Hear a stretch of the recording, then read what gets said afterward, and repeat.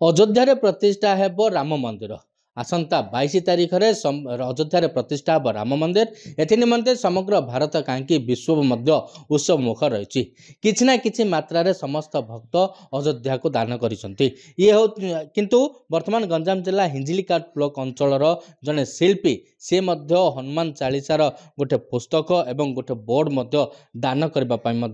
से इच्छा देखो जो भाव में अति सुंदर भाव में लिखा जाए श्री हनुमान चालीसा श्री गुरु चरण सरोज रज निज मन मुकुर सुधारी बरनऊ रघुबर विमल जसु जोदायक फलचारी बुद्धिहीन तनु जानिके सुमिरऊ पवन कुमार बलबुद्धि विद्या देहु मही हरहु कलेश विकार ये हूँ हनुमान चालीसांकर दोहा रही है गोटे बोर्ड कर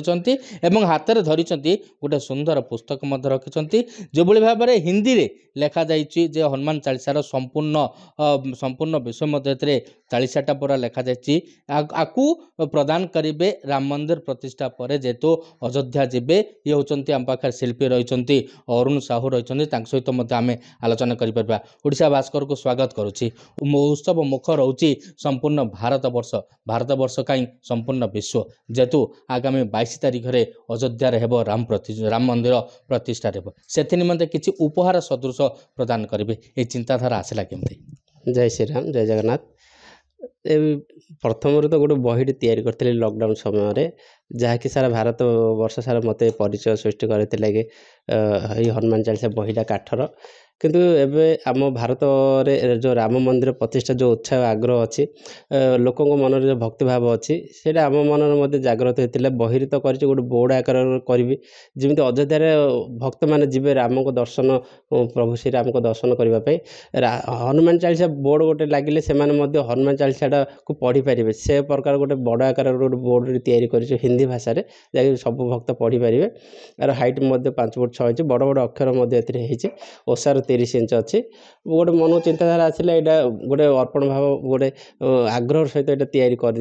पाने सहयोग कर सब कम कर राति दिन एक करके आम यहाँ को तैयारी करूँ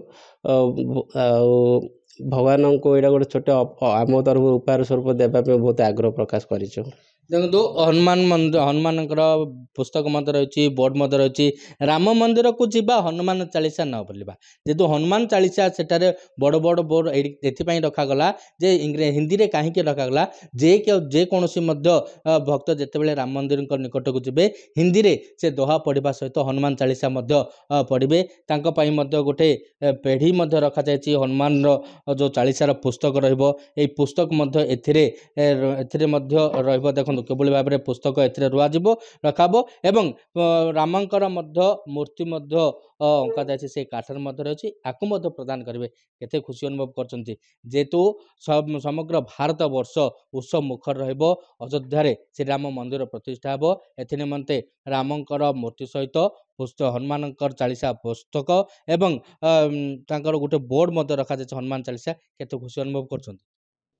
प्रभु श्रीराम पाखे मोर प्रणाम जनाऊँगी आमर आराध्य भगवान होचंदी प्रभु श्रीराम अयोध्या थिले तांकर प्राण प्रतिष्ठा एवं हो जो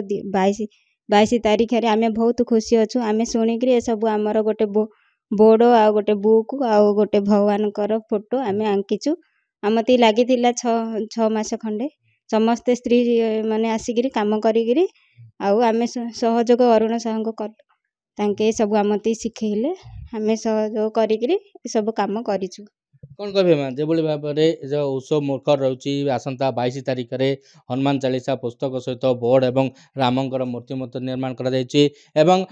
पुस्तक टी रखापी अविकल गोटे सिंधुक ये सब कर उपहार सदृश श्री राम मंदिर प्रतिष्ठा देवे केते खुशी अनुभव कर। नमस्कार बहुत खुशी अनुभव कर श्री राम मंदिर रे जदि लागिब तो और बहुत खुशी हम आमर जी सब परिश्रम 2 मास भितर सबकि ପାଖାପାଖି ଏହାକୁ ନିର୍ମାଣ କରିବା ପାଇଁ ମଧ୍ୟ 6 ମାସ ସମୟ ଲାଗିଥିଲା। 6 ମାସରେ ସମ୍ପୂର୍ଣ୍ଣ ରୂପେ କାର୍ଯ୍ୟ ସମାପ୍ତ ହୋଇଛି। ଆଉ କିଛି ଦିନ ପରେ ଅର୍ଥାତ୍ ଆସନ୍ତା 22 ତାରିଖରେ ଅଯୋଧ୍ୟାରେ ଶ୍ରୀରାମଙ୍କର ମନ୍ଦିର ପ୍ରତିଷ୍ଠା ହେବ। ଶ୍ରୀରାମଙ୍କ ମନ୍ଦିର ପ୍ରତିଷ୍ଠାରେ ଏହାକୁ ଉପହାର ସଦୃଶ ଦେବେ। ଉପହାର ସଦୃଶ ଦେବେ। ଆମ ପାଖରେ ରହିଥିଲେ ଶିଳ୍ପୀ ଅରୁଣ ସାହୁ ଏବଂ ତାଙ୍କର ଟିମ୍। ବହୁତ ଖୁସି ମଧ୍ୟ ଅନୁଭବ କରିଛନ୍ତି, ଯେହେତୁ ଅଯୋଧ୍ୟା ନ ଗଲେ ମଧ୍ୟ ଅଯୋଧ୍ୟା ମନ୍ଦିରକୁ ଉପହାର ସଦୃଶ ଦେବେ, ରାମଙ୍କୁ ଉପହାର ସଦୃଶ ଦେବେ। ଏବଂ ରାମଙ୍କର ପରମ ଭକ୍ତ ରହୁଛନ୍ତି ହନୁମାନଙ୍କ ଚାଳିଶା ବୋଲିବା ନିମନ୍ତେ ସମସ୍ତେ ମଧ୍ୟ ଇଚ୍ଛା ପ୍ରକାଶ କରିଥାନ୍ତି। ସେଥି ନିମନ୍ତେ ପୁସ୍ତକ ସହିତ ବୋର୍ଡ଼ ମଧ୍ୟ ପ୍ରଦାନ କରିଛନ୍ତି।